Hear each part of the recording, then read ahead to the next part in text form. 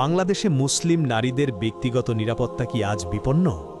আমরা কি খেয়াল রাখছি কখন আমাদের ঘরের বোনের তথ্য বা ব্যক্তিগত জীবন একটি চক্রের সহজ শিকার হয়ে উঠছে? আজকের এই ভিডিওতে আমরা বাংলাদেশের ৩টি বিচ্ছিন্ন কিন্তু একই রকম ভয়ঙ্কর বাস্তবতা তুলে ধরব।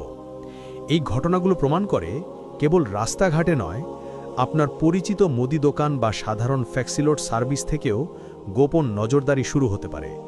প্রথমত, হবিগঞ্জের চুনারুঘাটে একটি সাধারণ ফ্যাক্সিলোডের সূত্র ধরে কিভাবে এক হিন্দুত্ববাদী ফায়ার সার্ভিস কর্মী গোপনে আমাদের বোনের নম্বর সংগ্রহ করে ফোন করে, জিজ্ঞাসা করে ব্যক্তিগত ঠিকানা।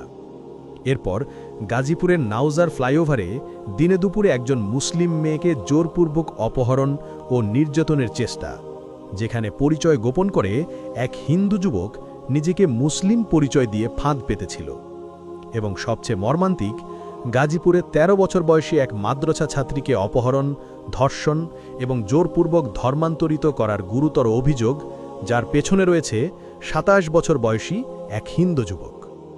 এই প্রতিটি ঘটনাই বিচ্ছিন্ন নয়, এগুলো একটি বৃহত্তর সামাজিক ও নিরাপত্তা সংকটের স্পষ্ট ইঙ্গিত। প্রশ্ন একটাই, এই নোংরা বাস্তবতা আর কতদিন চলবে? আপনারা দেখছেন ডিফেন্ড আওয়ার সিস্টার্স। চলুন শুরু করা যাক। হবিগঞ্জের চুনারুঘাটের জেপিএস কম্পিউটার, ফ্যাক্সিলোড থেকে বোনদের নম্বরে হিন্দুত্ববাদীদের নজরদারি। হবিগঞ্জের চুনারুঘাটের দক্ষিণ বাসস্ট্যান্ডের পাশে জেপিএস কম্পিউটার, একটা সাধারণ দোকান, কিন্তু এখান থেকে বেরিয়ে এসেছে আমাদের বোনদের ওপর গোপন নজরদারির ভয়াবহ একটা সত্য। তাহসিন নামের এক ভাই তার বোনের নম্বরে ফ্যাক্সিলোড করতে আসেন। কাজ শেষ হওয়ার কিছুক্ষণ পরেই সেই নম্বরে ফোন করে বসে সেই হিন্দু ব্যক্তি, রামকৃষ্ণ দাস। সে ফায়ার সার্ভিসের কর্মী। ফোনে প্রথমেই তার প্রশ্ন, আপনি কেমন আছেন? আপনার বাসা কি চুনারুঘাট?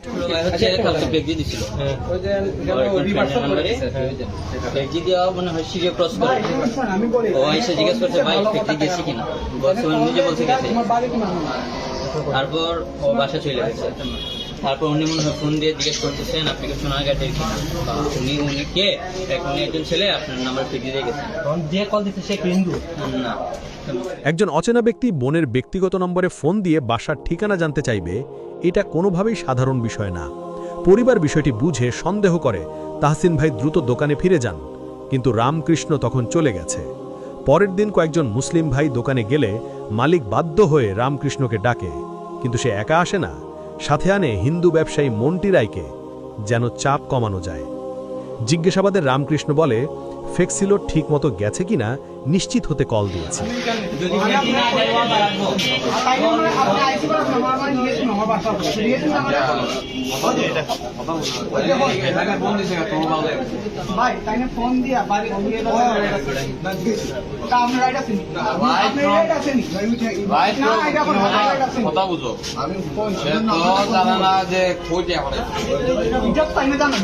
আমি কইটা আবার পার্সোনাল ফোন দিয়ে জিজ্ঞাসা করে দেখতে হাতে গেছে, তাই না? ফোন দিয়ে জিজ্ঞাসা সব কথা শেষ করে জানি দিয়ে তোমার বাড়ি ঘোষণা রাখেন। তাই এতে ইরাইট কেন আসো? আপনি ওটাও ছোটে ইরাইট কেন আসেন?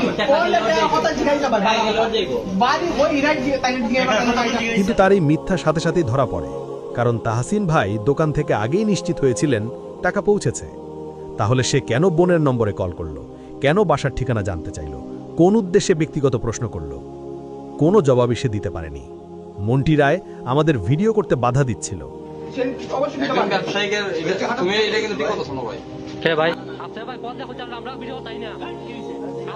এখানে স্পষ্ট কিছু না কিছু আড়াল করতে চাচ্ছিল। এক পর্যায়ে চাপের মুখে রামকৃষ্ণ দোষ স্বীকার করে ক্ষমা চায়।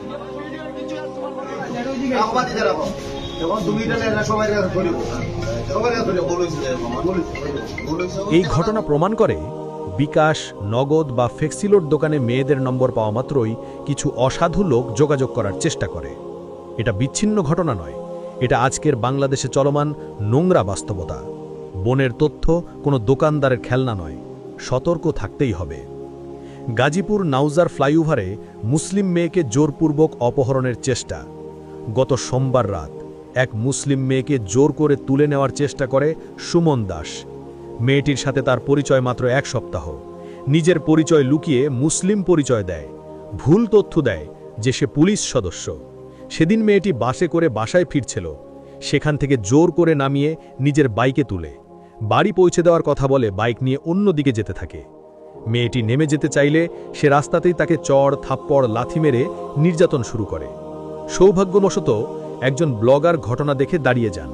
ছেলেটি তখন মেয়েটিকে নিজের স্ত্রী বলে দাবি করে, কিন্তু মেয়েটি সত্য প্রকাশ করে। পরবর্তীতে ব্লগার ভাই তাকে নিরাপদে বাসায় পৌঁছে দেন। ভাবুন, এই একজন মানুষ না থাকলে আজকে হয়তো খবর হতো হিন্দু ছেলের হাতে মুসলিম তরুণী ধর্ষণের শিকার।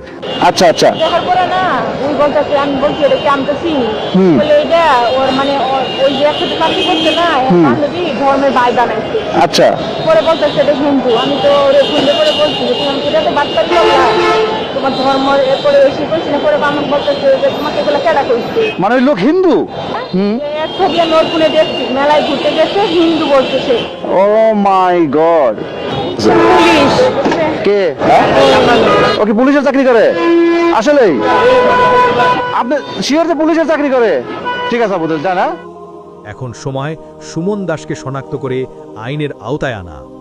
গাজীপুরের ১৩ বছর বয়সী মাদ্রাসা ছাত্রীকে অপহরণ, ধর্ষণ এবং জোরপূর্বক ধর্মান্তরিত করার গুরুতর অভিযোগ। গাজীপুরের হোতাপাড়া কৈরৈতুলি গ্রামে ১৩ বছর বয়সী মাদ্রাসা ছাত্রী সামিয়া আক্তার ৩ দিন ধরে নিখোঁজ। আর অপরাধী ২৭ বছর বিবাহিত হিন্দু যুবক জয়ন্ত দাস। দীর্ঘদিন ধরে সে সামিয়াকে ফাঁদে ফেলার চেষ্টা করছিল। মেয়েটি রাজি না হলে শুরু হয় প্রলোভন, হুমকি। শেষমেশ ৩০ নভেম্বর দুপুরে তাকে জোরপূর্বক অপহরণ করা হয়। বিশ্বস্তযোগ্য সূত্র বলছে ওই মেয়েকে ধর্ষণ করা হয়েছে এবং জোরপূর্বক ধর্মান্তরিতও করা হয়েছে। আর এখানে একজন মুসলিম মেয়েকে উঠিয়ে নেওয়া হয়েছে, ৩ দিন তার সন্ধান নেই। ইতিমধ্যেই আমরা জেনেছি ওই মেয়েকে, আমার বোনকে ধর্মান্তরিত করা হয়েছে, ইসলাম ধর্ম থেকে হিন্দু ধর্মে ধর্মান্তরিত করা হয়েছে। ৩ দিন পেরিয়ে গেলেও কোনো সন্ধান নেই। প্রশ্ন, একটা ১৩ বছর বয়সী মাদ্রাসা ছাত্রীকে অপহরণ, ধর্ষণ, ধর্মান্তর এসব হওয়ার পরেও কি আমরা চুপ থাকব? এই নীরবতাই হিন্দুত্ববাদী চক্রকে আরও বেপরোয়া করে তুলছে। প্রিয় দর্শক, আমরা আজ যে ৩টি ঘটনা দেখলাম, চুনার ভাটে নজরদারি, গাজীপুরে অপহরণের চেষ্টা আর কিশোরী মাদ্রাসা ছাত্রীর উপর অমানবিক নির্যাতন ও ধর্মান্তর, এগুলো কিন্তু ৩টি বিচ্ছিন্ন খবর নয়। এগুলো একটি মারাত্মক নিরাপত্তা সংকটের স্পষ্ট চিত্র। আমাদের বোনেদের ব্যক্তিগত তথ্য আজ আর ব্যক্তিগত নেই। সামান্য ফ্লেক্সিলোড বা অন্য কোনো লেনদেনের সূত্র ধরে তাদের নম্বর চলে যাচ্ছে হিন্দুত্ববাদী চক্রের হাতে। এই নীরব শিকারী চক্র সমাজকে ভিতর থেকে ক্ষয় করে চলেছে। আমরা যদি আজ এই ঘটনাগুলো দেখেও চুপ থাকি, তাহলে এই নীরবতাই অপরাধীদের সাহস যোগাবে। ১৩ বছরের সামিয়া আক্তারের মতো আর কোনো বোনকে যেন এমন ভয়াবহ পরিণতির শিকার না হতে হয়, সেই দায়িত্ব আমাদের সবার। এখন আমাদের করণীয় কি? ১. সতর্কতা ও সচেতনতা। ব্যক্তিগত নম্বর বা তথ্য লেনদেনের সময় সর্বোচ্চ সতর্কতা অবলম্বন করুন। ২. প্রতিরোধ।